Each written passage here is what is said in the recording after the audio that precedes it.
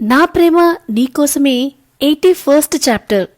Coffee Susheela తీసుకొస్తుంది కానీ నువ్వు కూర్చో అని తన పక్కన ఇందుని కూర్చోబెట్టుకుని నిన్నంతా సవ్యంగా ఉందా అని అడుగుతారు పుష్పగారు. ఫస్ట్ అర్థం కాలేదు, కానీ తర్వాత ఆవిడ ఏమడిగిందో అర్థమయ్యి బిక్కమోహం వేస్తుంది. ఎన్ని రోజులని అబద్ధం చెప్తుంది, అందుకే ఏం చెప్పకుండా మౌనంగా ఉంటుంది. ఆ మౌనంలోనే పుష్పగారికి సమాధానం దొరుకుతుంది ఆవిడకి. ఆవిడగారి డిసప్పాయింట్ మొహాన్ని చూడగానే ఒక్క క్షణం బాధగా అనిపించింది. అసలు ఎప్పటికీ ఈవిడ కోరికలు తీరవని తెలిస్తే ఇంకెంత కుమిలిపోతారో అనుకుంది ఇందు. హారతి ఇవ్వడానికి ముందే జిమ్ రూమ్కి వెళ్లడానికి బయటికి వచ్చిన దక్షబాబు వాళ్ళని చూస్తూ వాళ్ళ మాటలు కూడా విని జిమ్ రూంలోకి వెళ్తాడు.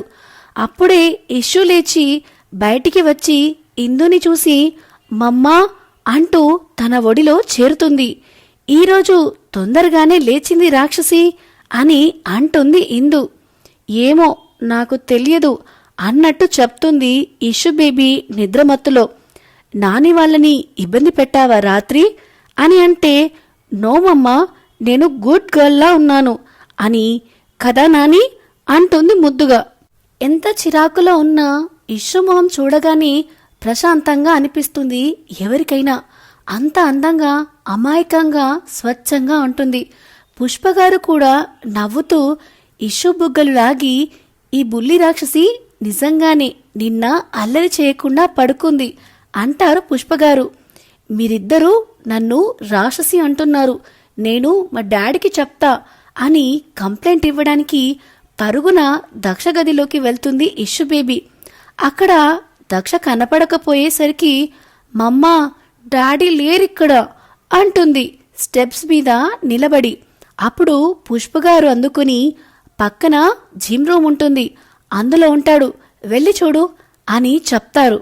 హా నాని అని పరుగున జిమ్ రూంలోకి వెళ్లేసరికి పుషప్స్ చేస్తూ ఉంటాడు దక్షబాబు. ఇష్యూ సౌండ్ చేయకుండా అడుగులో అడుగు వేసుకుంటూ వెళ్ళి దక్షవీపు ఎక్కేసి ఏనుగమ్మా ఏనుగు అని పాడుతూ కిలకిలా నవ్వుతుంది.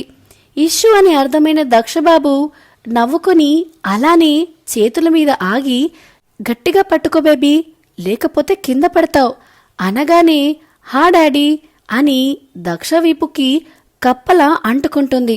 ఇష్యూ మీద ఉందని కొంచెం మెల్లగానే పుషప్స్ చేస్తాడు. 100 పుషప్స్ అయ్యాక అలాగే మెల్లిగా ఫ్లోర్ మీద పడుకుని ఒక చేత్తో ఇష్యూని పట్టుకుని మెల్లిగా పైకి లేచి ఇష్యూని అలానే ఉప్పు ఎక్కించుకుని తన గదిలోకి వెళ్ళిపోతాడు. పుష్పగారు జిమ్ చేశాక దక్షకి ప్రోటీన్ షేక్ ఇవ్వమనడంతో తీసుకుని వస్తూ వాళ్ళిద్దరినీ అలా చూస్తూ మురిసిపోతుంది ఇందు బేబీ. ఇష్యూని బెడ్ మీద ల్యాండ్ చేసి తన వైపుకు తిరిగి గుడ్ మార్నింగ్ బేబీ అని నుదుటికి కిస్ చేసి మరీ చెప్తాడు. గుడ్ మార్నింగ్ డాడీ అని తను కూడా దక్ష బుగ్గకి కిస్ పెట్టి చెప్తుంటే ఆ రూంలోకి వస్తుంది ఇందు బేబీ ప్రోటీన్ షేక్ ఇంకా పాలు తీసుకుని. మమ్మా అని ఇష్యూ అనడంతో వెనక్కి తిరిగి చూస్తాడు దక్షబాబు. చేతిలో ప్రోటీన్ షేక్తో కనిపిస్తుంది ఇందు బేబీ. కామ్గా ట్రే నుండి పాలు ఇష్యూకి ఇచ్చి తను ప్రోటీన్ షేక్ తీసుకుని తాగుతాడు. ఇష్యూ పద ఫ్రెష్ అవ్వాలి అనగానే డాడీ అంటూ దక్ష మెడ చుట్టూ చేతులు వేసి పట్టుకుంటుంది. తన సంగతి నేను చూసుకుంటాను, నువ్వెళ్ళు అని అంటాడు దక్ష. ఇద్దరిని కలిపి తిట్టుకుంటూ వెళ్ళిపోతుంది ఇందు. అందరూ డైనింగ్ టేబుల్ దగ్గర కూర్చొని బ్రేక్ఫాస్ట్ చేస్తూ ఉంటారు. దక్ష, మేము ఈరోజు ఈవినింగ్ వెళ్ళాలి అనుకుంటున్నాం అని చెప్తారు నరేందర్ గారు.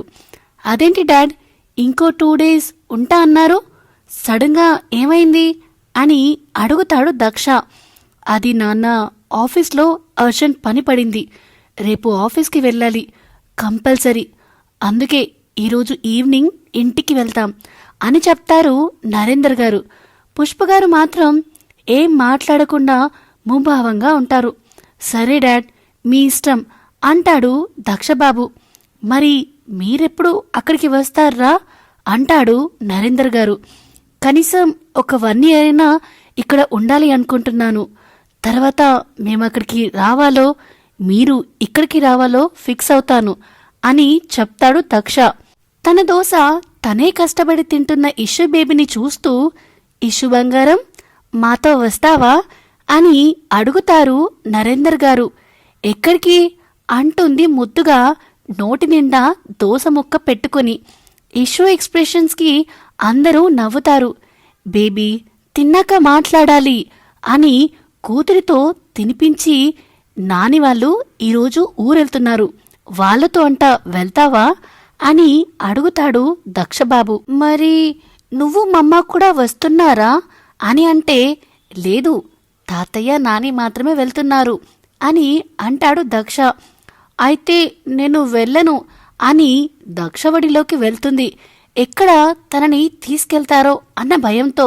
దక్ష నవ్వుతూ, వద్దులే వెళ్ళొద్దు, మన ముగ్గురం ఎప్పుడన్నా వెళ్దాం, ఓకేనా అని అంటాడు.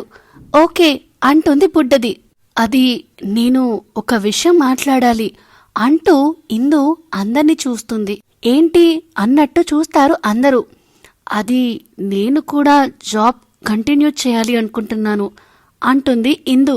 అత్తగారు ఏమంటారో అన్న భయంతో. కానీ పుష్పగారికి ఎలాగైనా ఇద్దరూ ఒక దగ్గరే ఉంటే దగ్గరవుతారేమో అనిపించి, నీ మొగుడికి ఇష్టమైతే మాకేం అభ్యంతరం లేదు అంటారు పుష్పగారు. అవునమ్మా, నీకు జాబ్ చేయాలని ఉంటే నీ ఇష్టం అనేస్తారు నరేందర్ గారు కూడా. దక్ష వైపు చూడగానే, నాకు ఎలాంటి ప్రాబ్లం లేదు, రేపటి నుంచి రా, ఈరోజు అమ్మ వాళ్లతో టైం స్పెండ్ చెయ్యు అనగానే హ్యాపీగా ఓకే అంటుంది ఇందు. బ్రేక్ఫాస్ట్ అయిపోయాక, ఓకే డాడ్, నేను ఆఫీస్కి వెళ్ళి తొందరగా వచ్చేస్తాను అంటాడు దక్షబాబు. సరే దక్ష అంటారు నరేందర్ గారు.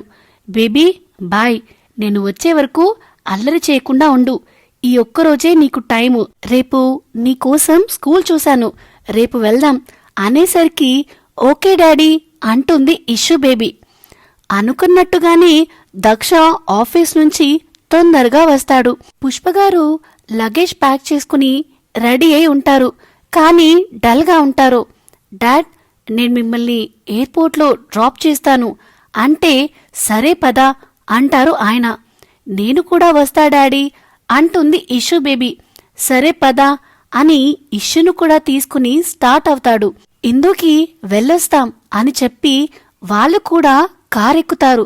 పుష్పగారు ఎందుకు ముభావంగా ఉన్నారో అర్థమైన ఇందుకి చాలా బాధగా అనిపిస్తుంది. ఆవిడంటే ఎంత భయముందో అంత ఇష్టం కూడా ఉంది ఇందుకి. నన్ను క్షమించండి అత్తయ్య అని మనసులో అనుకుంటుంది, కళ్ళ నిండా నిండిన నీళ్లతో. ఎయిర్పోర్ట్లో నలుగురు ముందుకు వెళ్తుంటారు. దక్ష లగేజ్ తెస్తూ పుష్పగారితో నడుస్తూ ఉంటే, నరేందర్ గారు ఇషుని ఎత్తుకుని ముందుకు నడుస్తారు. తాతయ్య చాక్లెట్ అని ఇషు ఒక షాపు వైపు చూపించగానే, సరే పద అని ఇషుని తీసుకుని ఆయన అటువైపు వెళ్తాడు.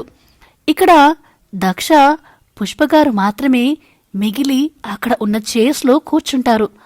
అమ్మా, ఏమైంది, ఎందుకలా ఉన్నావు, మార్నింగ్ నుంచి చూస్తున్నాను, డల్గా కనిపిస్తున్నావు అని అడుగుతాడు పుష్పగారి చేయి పట్టుకుని. ఆ చేయిని గట్టిగా పట్టుకుని, చూడు దక్ష, నీకు ఒక విషయంలో క్లారిటీ ఇవ్వాలి అనుకుంటున్నా. ఇషు ఎప్పుడు మా మనవరాలే, తనే మనింటికి మొదటి వారసురాలవుతుంది అని పుష్పగారు చెప్తుంటే, అది నాకు తెలుసమ్మా, మీకు ఇషు అంటే ఎంత ప్రేమనో కూడా అర్థమైంది అని దక్ష అంటాడు. నేను అదే చెప్పాలి అంటున్నా. ఇప్పుడే కాదు, ఫ్యూచర్లో నీకెంతమంది పిల్లలు పుట్టినా మేము ఇషు మీద చూపించే ప్రేమలో ఎలాంటి తేడా ఉండదు అనేసరికి పుష్పగారి ఉద్దేశం అర్థమై మౌనంగా ఉంటాడు దక్షబాబు. ఇషు మా మనవరాలే, ఒప్పుకుంటాను, కానీ ఇషు మాత్రమే నా మనవరాలంటే ఒప్పుకోలేనురా. నీ రక్తాన్ని చూడాలి అనుకోవడం ఒక అమ్మగా నా కోరిక తప్పంటావా అని అడుగుతారు పుష్పగారు.